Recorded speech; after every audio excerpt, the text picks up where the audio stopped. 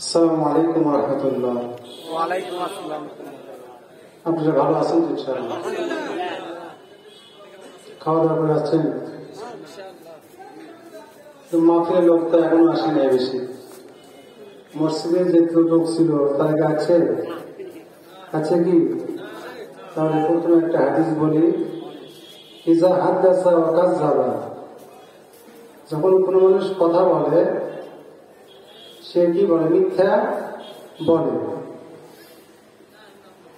এদেরকে বলা হয়েছে মুনাফিক। কি বলা হয়েছে? বলেন তো, মুনাফিক বড় না মুসলমান কাফের বড়? মুনাফিক নিকৃষ্ট না কাফের নিকৃষ্ট? কাফের চাইতে মুনাফিক নিকৃষ্ট বেশি। আমি কাউকে গালি দিচ্ছি না, আমি চাচ্ছিলাম যে আমরা গ্রামবাসী এলাকাবাসী সবাই কোরআনের সম্মান রক্ষা করব, এই ওয়াদা নিয়ে আজকে এই কোরআনের মাহফিল হচ্ছে, তাই হচ্ছে নাকি? তাহলে এখনো যারা গ্রামে আমাদের পাড়ার মধ্যে বাড়িতে শুয়ে আছে, এদেরকে আমরা কোন পদে রাখবো? কোন ধরনের লোকের মধ্যে রাখে দিব আমরা? আলহামদুলিল্লাহ নাহমাদুহু ওয়া নাস্তাঈনুহু ওয়া নাস্তাগফিরুহু ওয়া নু'মিনু বিহি ওয়া তাওয়াক্কালু আলাইহি ওয়া নাউযু বিল্লাহি মিন শুরুরি আনফুসিনা ওয়া মিন সাইয়্যাতি আ'মালিনা মান ইয়াহদিল্লাহু ফালা মুদিল্লা লাহু ومن يضلله فلا هادي له ونشهد أن لا إله إلا الله وحده لا شريك له ونشهد أن سيدنا وحبيبنا وطبيبنا ومولانا محمدنا عبده ورسوله الذي أرسله بالحق بشيرا ونذيرا وداعيا إلى الله بإذنه وسراجا منيرا.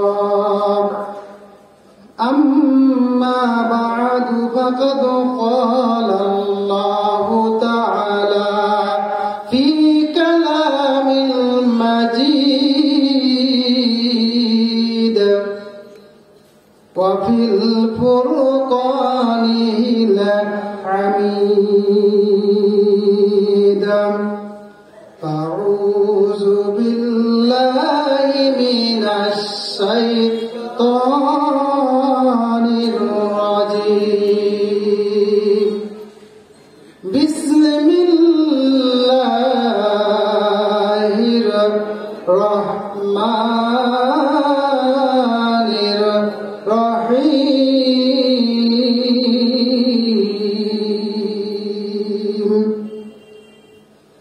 قل إن كنتم تحبون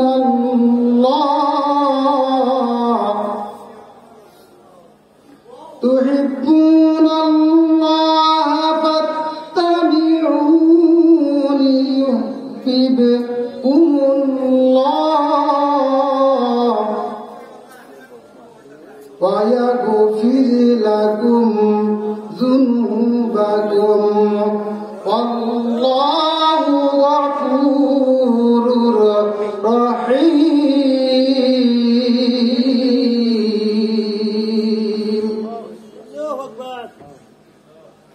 إن الله وملائكته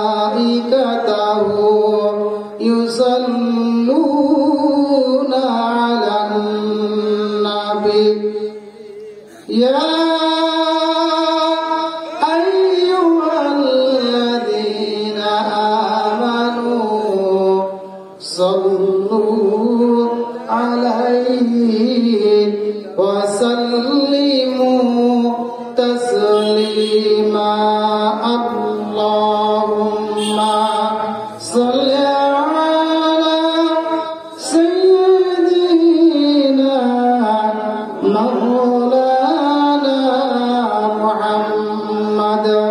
وعلى آل سيدنا شفيعنا محمد যে পাখি উড়ে গেল সুদূরে যে নদী হারিয়ে গেল দূরপ্রান্তরে সেই পাখি সেই নদী যদি এত সুন্দর না জানি তাহলে তুমি কত সুন্দর কত সুন্দর আল্লাহুম্মা সাল্লি আলা সাইয়্যিদিনা মাওলানা মুহাম্মাদ ওয়া আলা আলি সাইয়্যিদিনা শাফিঈনা মুহাম্মাদ আল্লাহুম্মা আমিন গুনাহ মাফের আশা নিয়া আতুখানি উঠাই গুনাহ মাফ করা আল্লাহ তোমার মেহেরবানি গুনাহ মাফ করো আল্লাহ যারা তুলিয়াছি আতুখানি আর মাফ করো আল্লাহ যারা শুয়ে আছেন কবরে তাকাব্বাল মিন্না ইন্নাকা আনতাস সামিউল আলিম ওয়া তুব আলাইনা ইন্নাকা আনতাত তাওয়াবুর রহিম ওয়াজাল আখিরাত কালামিনা ইনদাল মাউতি লা ইলাহা ইল্লাল্লাহু মুহাম্মাদুর রাসূলুল্লাহ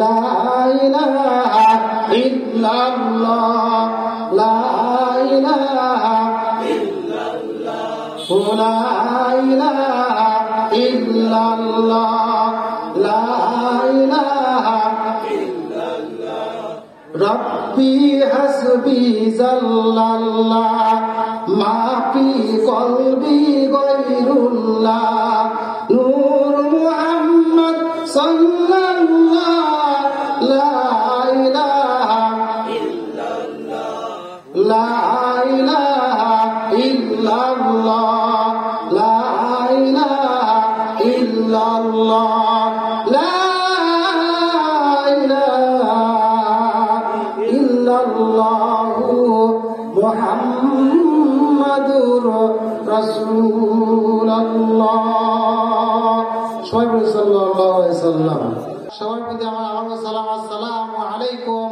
ওয়া রাহমাতুল্লাহ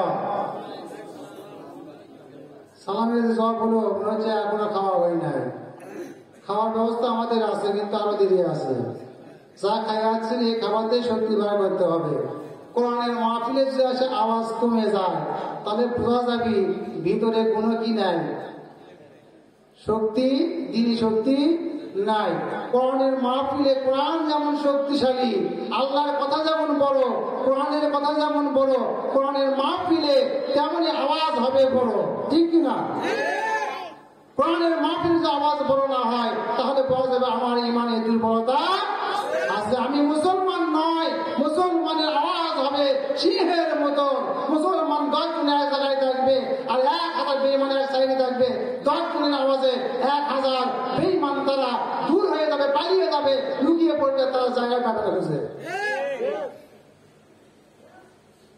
এই জন্য হুঙ্কার দিয়ে হতে হবে আমরা বিচার না বলে কিন্তু আজকে মুসলমানের উপর বিধর্মীরা চাপিয়ে বসতেছে আজকে আমরা দুর্বল বলে আজকে আমাদের দেশে যারা নাস্তিক তারা কিন্তু আমাদের উপর তারা উঠে পড়ে লেগে গেছে আজকে আমরা দুর্বল বলে মুসলমানের শক্তি দেখাতে পারতেছে না বলে আজকে আমাদের কোরআনের বিরুদ্ধে হাদিসের বিরুদ্ধে দ্বীনের বিরুদ্ধে আজকে আমাদের উপর তারা চাপিয়ে বসতেছে ঠিক কিনা আমি লাখ কোটি শুকরিয়া আদায় করতেছি ওই আল্লাহ সুবহানাহু ওয়া তাআলা যিনি আমাদেরকে এমন একটি জান্নাতি জায়গায় কোরআনের আলোচনায় বসার তৌফিক দান করছেন, সে আল্লাহ আপনাকে লাখ করে শুকরিয়া আদায় করি আলহামদুলিল্লাহ। সালাম সৈয়দুল মুরসালিন রহমাতুল আমিন সৈয়দনা জনাবে মুহাম্মদ রাসূলুল্লাহ সাল্লাল্লাহু আলাইহি সাল্লামের প্রতি। উপস্থিত হাজিরিন, সময় অল্প, আলোচনা মূল হবে অন্তরে নিব, সেটা আমলের নিয়ত করবে ইনশাআল্লাহ। আমি পবিত্র কোরআনের সূরা ইমরান থেকে একটা আয়াতে কারিমা পাঠ করেছি, এর উপর একটু আলোচনা করে আমরা ইনশাআল্লাহ প্রধান বক্তাকে নিয়ে আসবো। আপনারা থাকবেন তো? থাকবেন তো?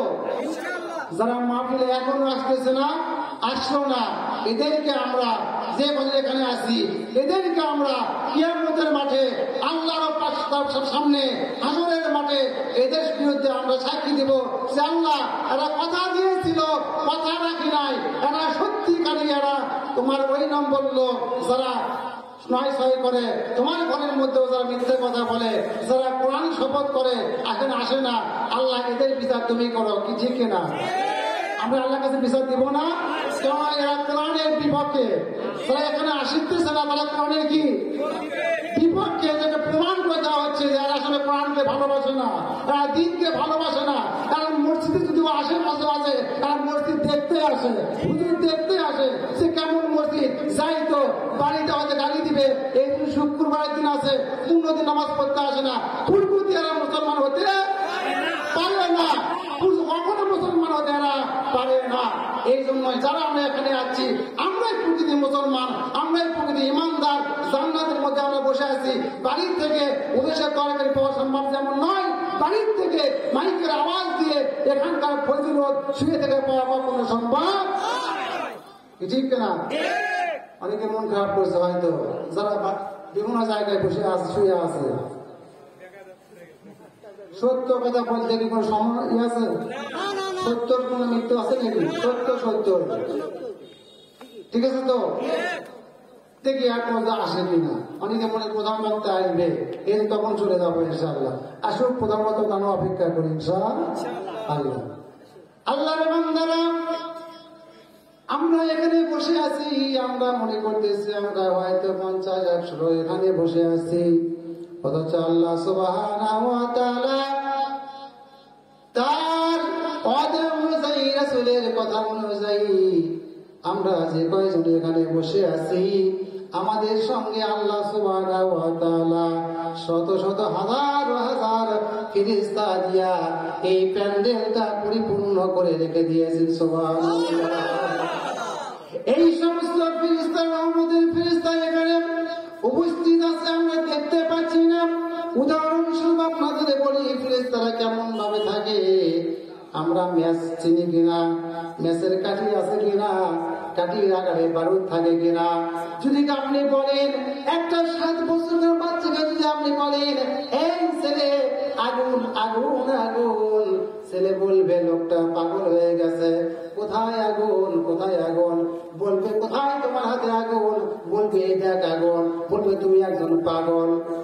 কিন্তু একটা কাঠি দিয়ে যদি একটু ঠোকা দিয়ে যদি একটা বাড়িতে একটা পালায় যদি ঘরের পালায় যদি আগুন লাগিয়ে দেওয়া হয়, বলেন তো ওই বাড়ি ওই ঘরের আগুন ওই একটা কাঠি ঠোকা দিয়ে পুড়ে সরকার হবে কিনা?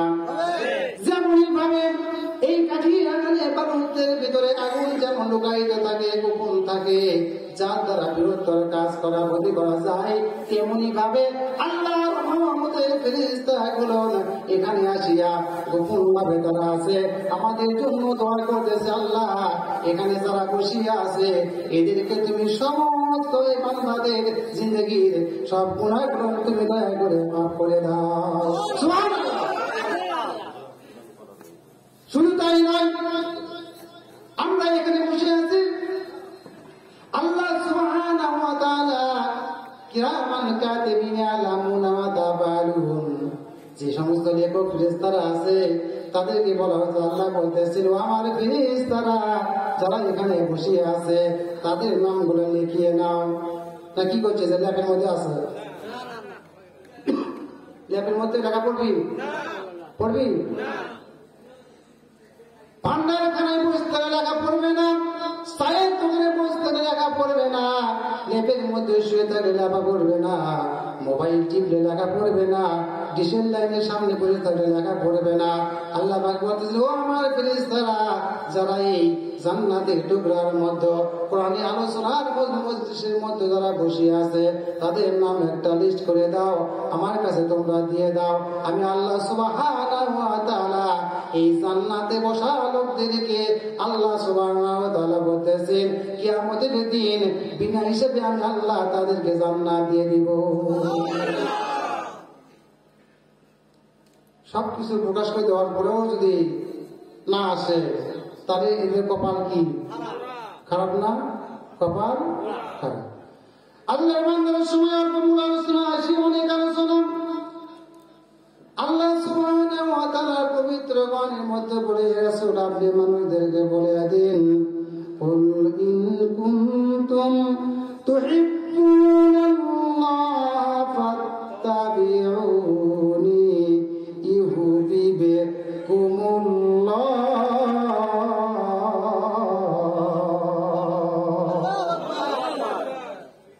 এর শুনে বলে দিন, তোমরা যদি আল্লাহকে ভালোবাসতে চাও তাহলে নবীকে অনুসরণ করো, নবীর রাস্তাকে ধরো, নবীর ভালোবাসা তোমাদের ভিতর পয়দা করে দাও।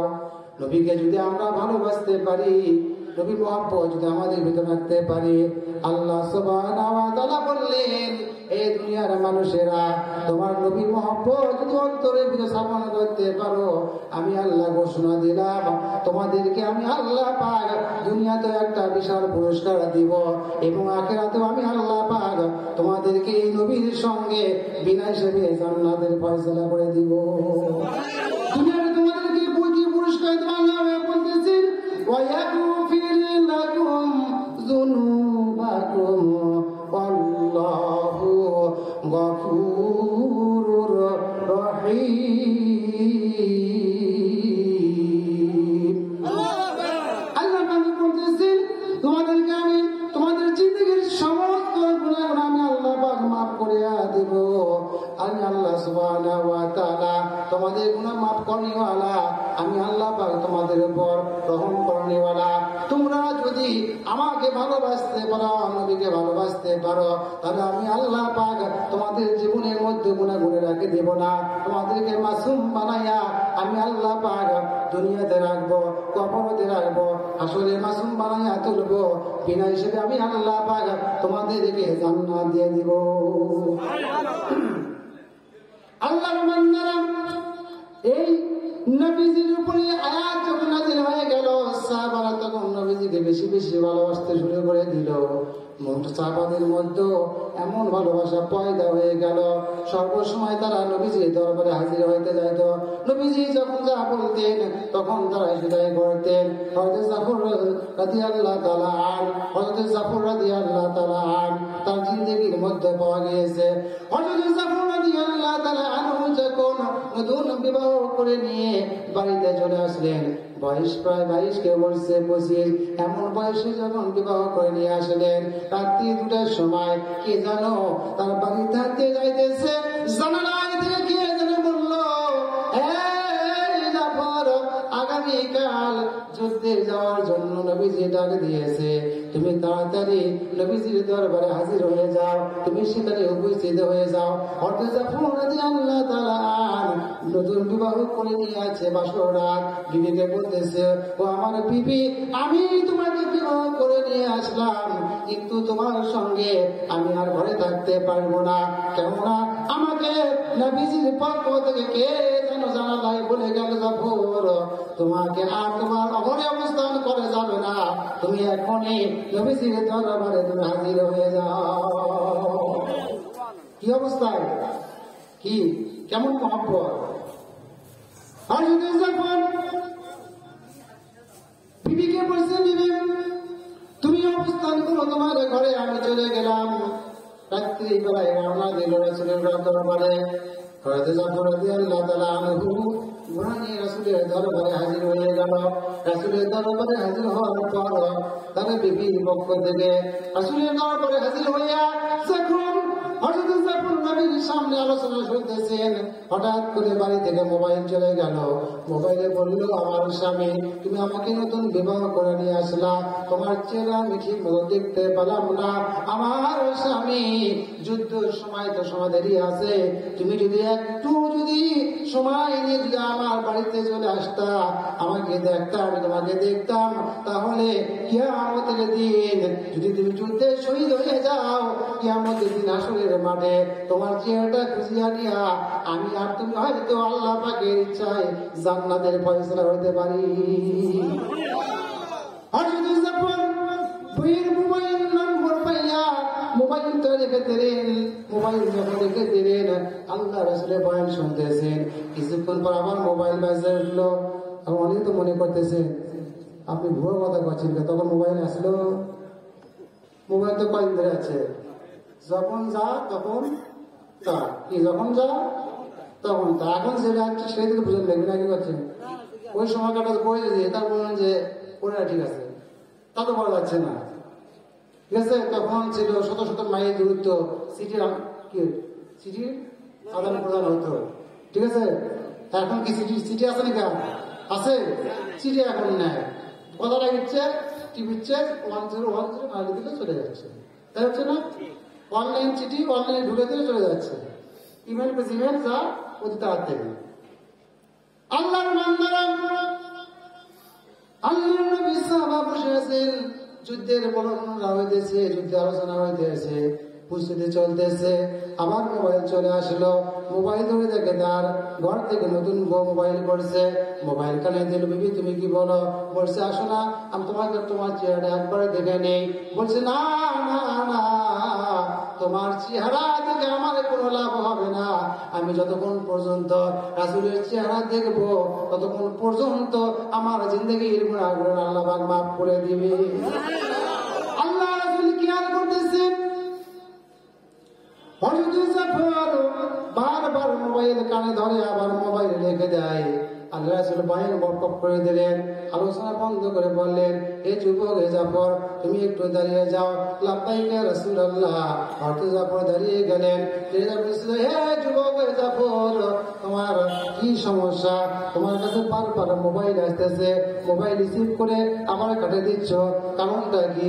তোমার বাড়িতে কি কোনো সমস্যা হয়েছে? জাফর, অল্প সময়ের পরেই তো আমরা যুদ্ধের জন্য প্রস্তুতি নেব, যুদ্ধের ময়দানে আমরা চলে যাব।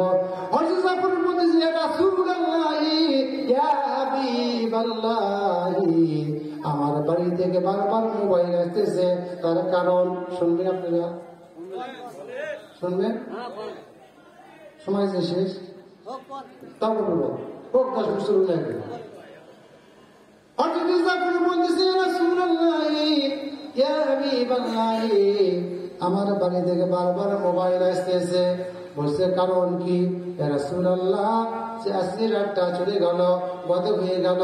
এই গত রাত্রিতে আমি নতুন বিবাহ করে নিয়ে চলে আসছি।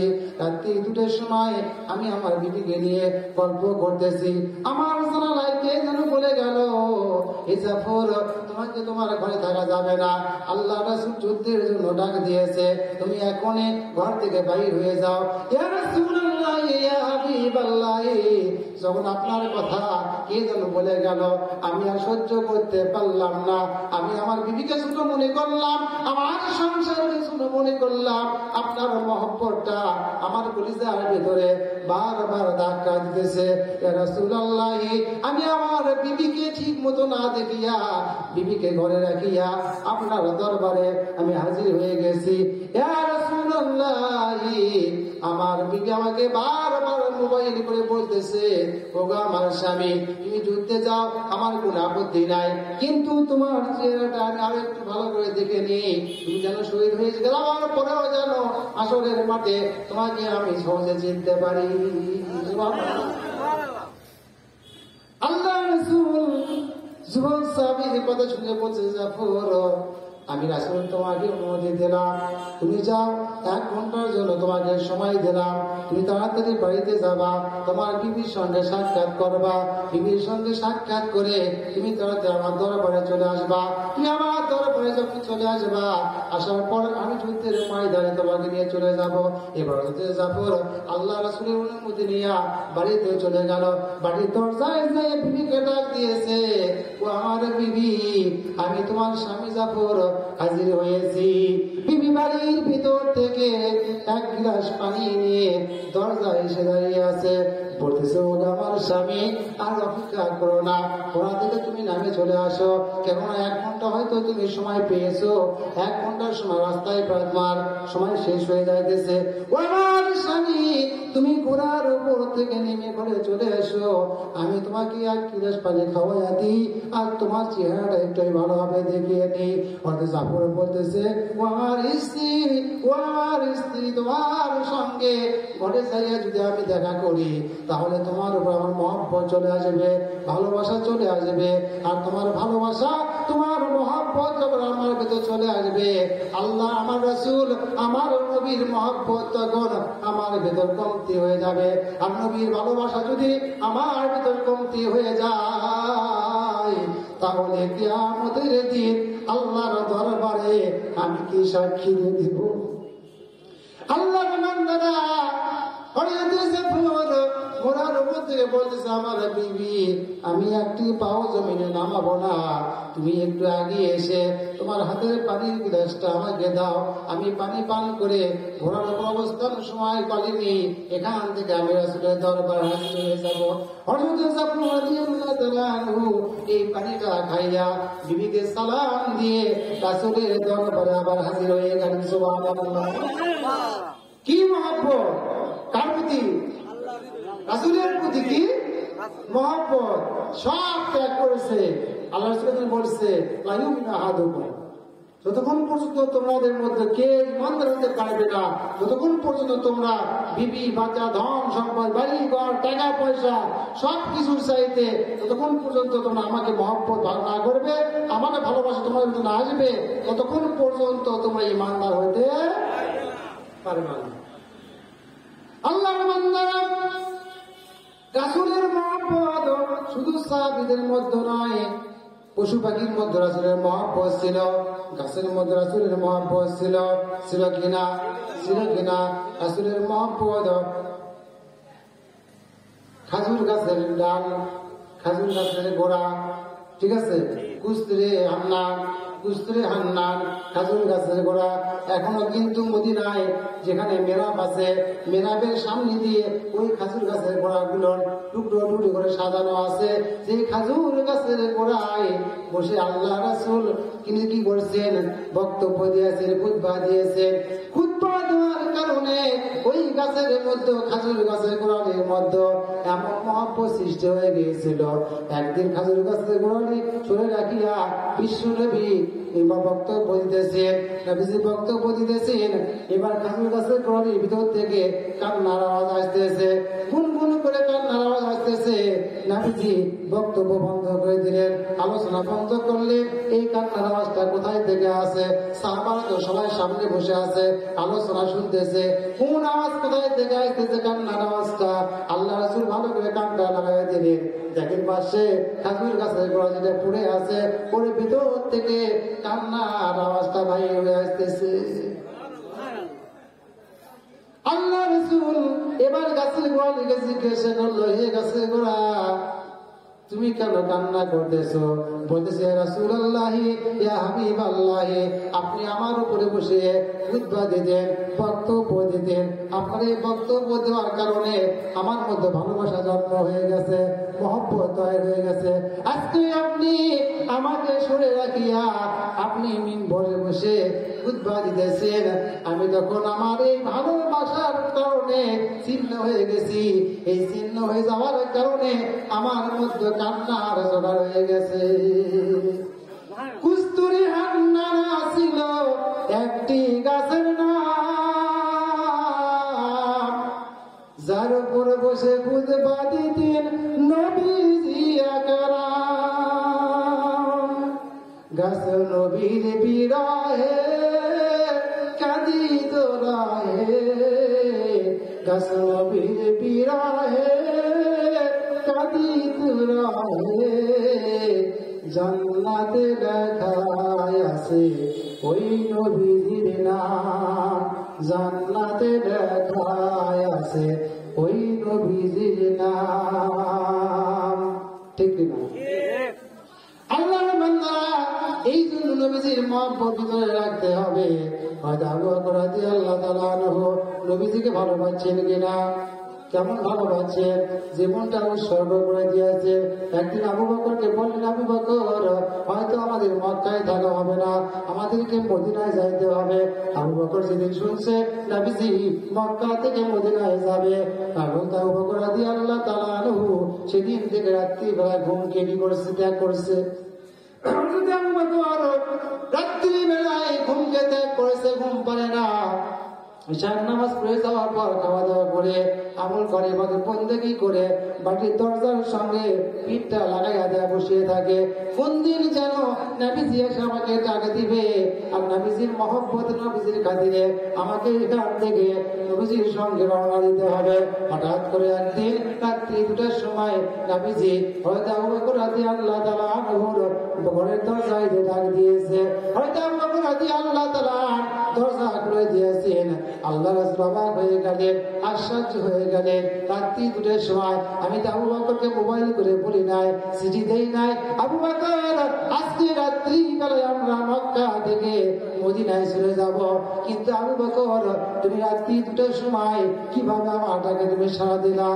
আবু বকর বলতেছেন, ইয়া রাসূলুল্লাহ, ইয়া হাবিবাল্লাহ, আপনি যেদিন আমাকে বলেছেন আবু বকর হয়তো তোমাকে আমার সঙ্গে যেতে হবে, ইয়া রাসূলুল্লাহ, সেদিন থেকে আমি বিছানায় আমার পিঠটা ঢাকাইয়া দিই নাই, সেদিন থেকে আমি আমার বাড়ির দরজার সঙ্গে পিঠটা লাগাইয়া দিয়া আমি দাঁড়িয়ে কখনো থাকি, কখনো আমি বসিয়া থাকি। নবীজি বলছেন, আবু বকর, তুমি আমাকে এত মহব্বত করো, এত ভালোবাসো, যার কারণে তুমি হয়তো এই কাজটা করছো। দুরূদ আল্লাহুম্মা সাল্লি আলা সাইয়্যিদিনা মাওলানা ওয়া আলা আলি সাফিঈনা। মধ্যে এত মহব্বত সৃষ্টি হয়েছিল আল্লাহ রাসূলের। আবু বকর রাদিয়াল্লাহু তাআলা যখন মৃত্যুর বিছানায় শায়িত, আলীকে ডাক দিলেন, আলী,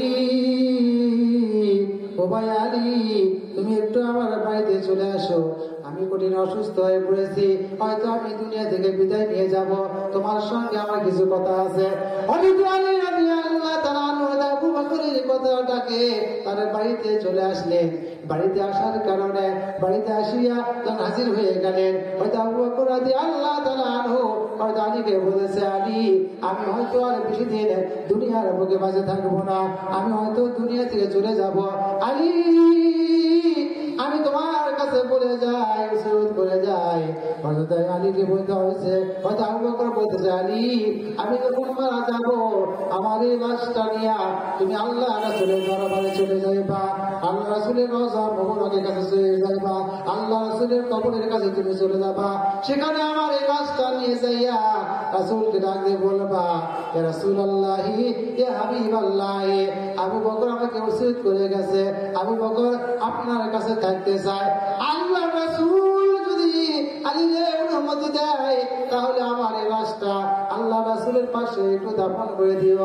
আর আল্লাহ রাসূল যদি কবর থেকে বলে দেয়, আলী, আবু বকরের জায়গা এখানে হবে না, আবু বকরের জায়গা অন্য জায়গায় দিয়ে দাও, তাহলে কিন্তু রাসূলের পাশে রাখবা না, তোমাদের যেখানে খুশি সেখানে আমার কবরটা দিয়ে দেবা।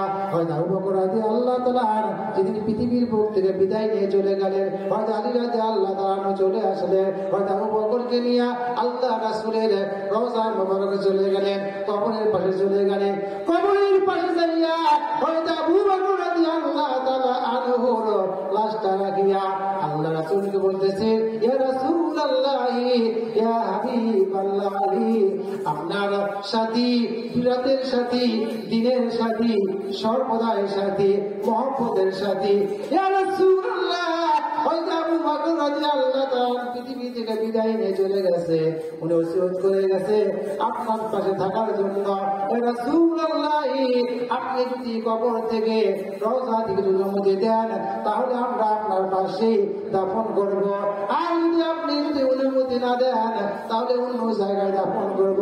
আল্লাহর বান্দারা, রাসূলের মহব্বত কি জিনিস, এই কথা যখন হযরত আলী রাসূলকে উদ্দেশ্য করে বললেন, কবর থেকে আওয়াজ চলে আসলো, আল্লাহ রাসূলের রওজা থেকে আওয়াজ চলে আসলো, হে আলী, বিপদের সাথী, রাতের সাথী, দিনের সাথী, সর্বদার সাথী হয়তো আবু বকরকে আমি কোন জায়গায় কবরের অনুমতি দিতে পারি না।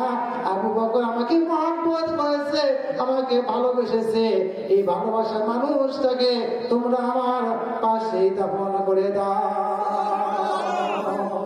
আছে কিনা? এখন আছে।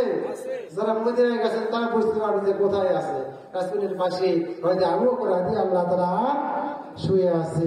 রাসূলের মহব্বত ভিতরে রাখলে আমরাও তো ইনশাআল্লাহ রাসূলের পাশে থাকতে পারবো। রাসূলের পাশে মানে রাসূলের রওজা জায়গা না হোক, জান্নাতুল বাকিতে থাকতে পারি, জান্নাতুল মাওয়ায় থাকতে পারি কিনা? আল্লাহ কবুল করে। দেখছেন আমরা মক্কা মদিনায় চলে গেছি, আল্লাহ সুবহানাহু ওয়া তাআলা রাসূলের ওই জমিনের আশেপাশের মধ্যে আমাদের দাফনের ব্যবস্থা করতে পারে। এই রাসূলের মহব্বত রাখতে হবে কিনা? ঠিক আছে। রাসূলের মহব্বত পশুপাখির মধ্যেও ছিল, যার কারণে তারা কি করেছে, রাসূলের জন্য তারা সময় দিয়েছে। আল্লাহর বান্দা সময় শেষ, আপনারা অপেক্ষা করতেছেন যে প্রধান বক্তা কখন আসবে। সময় দিয়েছি 10-15 মিনিটে প্রধান বক্তাকে দেবো ইনশাআল্লাহ। আমার সময় 5 মিনিট, 5 মিনিটের মধ্যে আপনাদেরকে একটু পশু মহব্বত ছিল সে আলোচনা আপনাদের শুনে দিই। শুনলেন তো?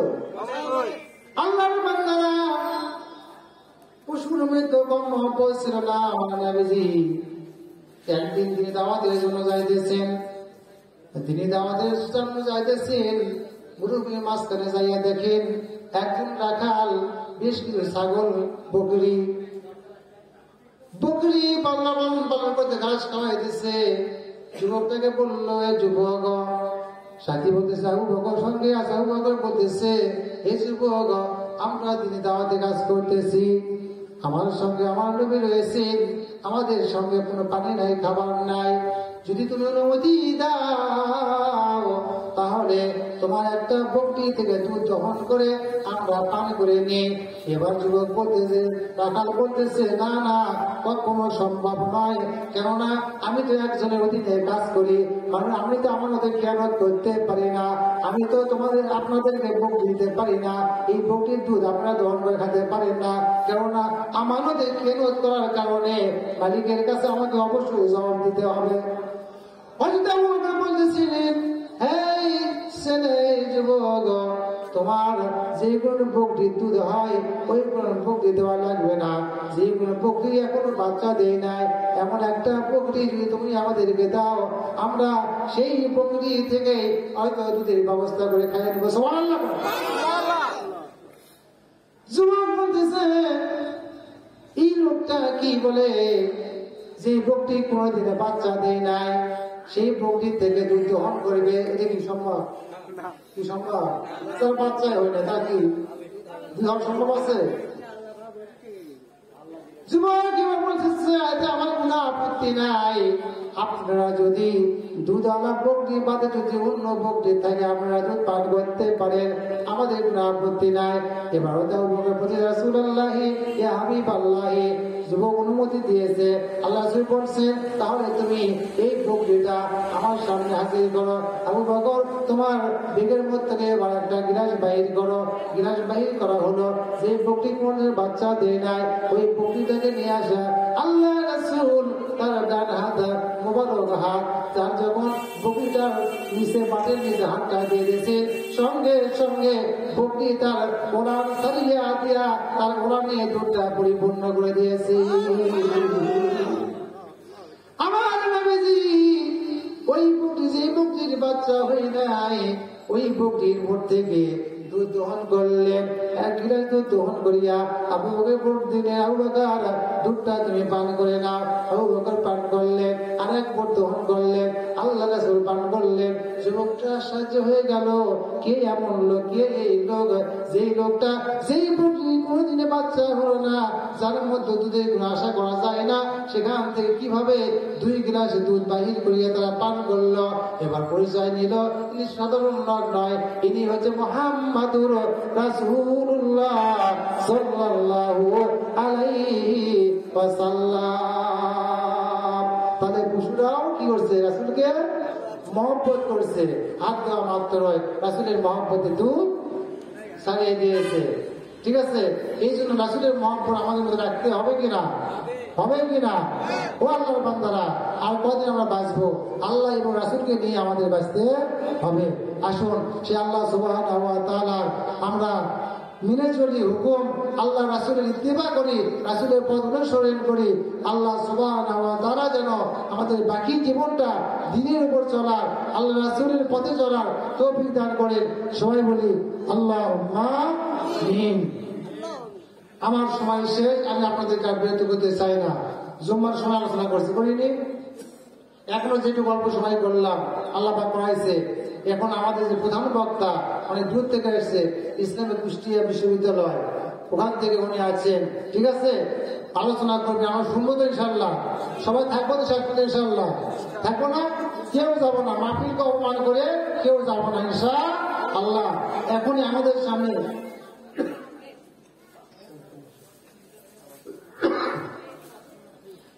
আমাদের সামনে আজকের এই প্রধান বক্তা, আমাদের প্রধান আকর্ষণ, দূর দূরান্ত থেকে এসেছেন। ইনি ইংরেজি ভাষা জানেন, আরবি ভাষা জানেন, উর্দু ভাষা জানেন, বাংলা ভাষা জানেন, এমন বিজ্ঞ ব্যক্তি। তাদেরকে আমরা আজকে মেহমান করে আমাদের এখানে নিয়ে আসছি। বিজ্ঞ ব্যক্তি আলোচনা আমরা আসলে চলে যায়, তাহলে অন্য অপমান হবে না?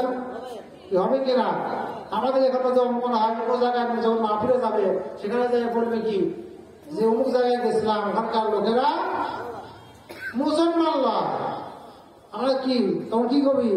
ডাইরেক্ট যারা মুসলমান ওখানে খুঁজে পাই নাই। এটা এই যে অপমান থাকে আমাদের কাছে থাকতে হবে না? থাকতে হবে কিনা? এই জন্য আমরা মাহফিল ত্যাগ করবো না, সবাই মাহফিলে থাকবো। এখন যারা আরো আছে দেখবেন যে প্রধান বক্তা উঠলে হয়তো আরো আসবে।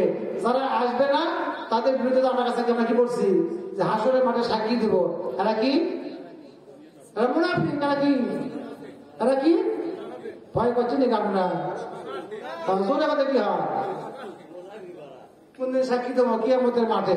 এটি তো ধরা যাচ্ছে না। ঠিক আছে, কিয়ামতের মাঠে আমাকে সাক্ষী দেবো যে আল্লাহ এরা 2 নম্বর। এরা কয় নম্বর? এরা 2 নম্বর। এরা মুখোশ পড়া, কয় একটা করে আর একটা। এদের বিচার তুমিই করো। তবে আল্লাহ কি বিচার করে সেদিন আমাদের সামনে করে দেখায় দিবে যে আসলে সত্য কথা বলার পরেও সেটাকে মিথ্যা বানায়, তার পরিণাম কি হবে। আমি চাচ্ছি যে সবাই এখনো চলে আসি, যাই যেখানে আছে। ঘুমতেও বাড়িতে কি আছে? ঘুম পাড়া যাচ্ছে বাড়িতে? সব বাড়িতে কি মেহমান কি ভরপুর হয়ে যায় না? ভরপুর হয়ে গেছে, কিন্তু এক ল্যাপটপে 4 ট্যাং 8 ট্যাং 10 ট্যাং হয়ে গেছে। তাই মানে সেভাবে শুয়ে আছে। অনেকে আবার করছে বাড়িতে যাবো না, কবুতি ঘুরে ঘুরে 8টা কাটে দেবো, এমন হয়েছে। তাহলে বাড়িতে ঘুমাও পারবি না, এখানে কোসর মোসর করবি। কয়েকদিন ঘাম বেড়াদায় করছে, পরশু দিনে আমি এতে রাত 12টার সময় গেছি বাড়ি, তাই ডাক দিই, ওঠে না। কিন্তু লড়িচ্ছে খালি, আমি বুঝতে পারছি যে লড়িচ্ছে, তাহলে ওঠে না গায়ে। তার কারণ কি? ঘুম আসলে তো লোক যখন তাই উঠবি, তা ডাক দিলে কি হু বা হা কিছু কবি একটা, কিন্তু ওঠেও না, লড়েও না, সরেও না, খালি কিছুক্ষণ পর পরই ল্যাপ দেওয়া আবার লড়ে। আমি আমার করছি যে ই কিন্তু ঘুম আসেনি, এই ঘুম আসেনি, সব বন্ধ আছে মিশে। সত্যি সত্যি আধা ঘন্টা ধরে টাকার পর দেখেছি না, আসলে ঘুম আসেনি, উঠে হাসিচ্ছে। তা এইরকম লোক কিন্তু এখনো আসতে পারে আমাদের নাই, মিশে ঘুমের ভান্ডার লোক করে আছে। কেউ আবার ল্যাপ কম্বল মাথার উপর দিয়ে মোবাইল ল্যাপ দেখিচ্ছে, আছে না এরকম? এটাকে আল্লাহ দেখিচ্ছে না? দেখিচ্ছে না? দেখিচ্ছে না আল্লাহ? মনে হয় আল্লাহ ল্যাপের মধ্যে দেখতে পারে না, কম্বলের মধ্যে দেখতে পারে না, সব জায়গায় আমরা দেখতে পারে। এই জন্য আমি বলবো যারা এখনো আছেন তাড়াতাড়ি চলে আসেন। আগামীকাল থেকে আমাদেরকে ধরবো, কেন আসলেন না এর জবাব দিতে হবে রাস্তায় রাস্তায়। আমরা এখানে যত লোক আছি সবাই একজনকে ধরবো যে আপনি কেন গেলেন না এখানে, নাহলে আগামী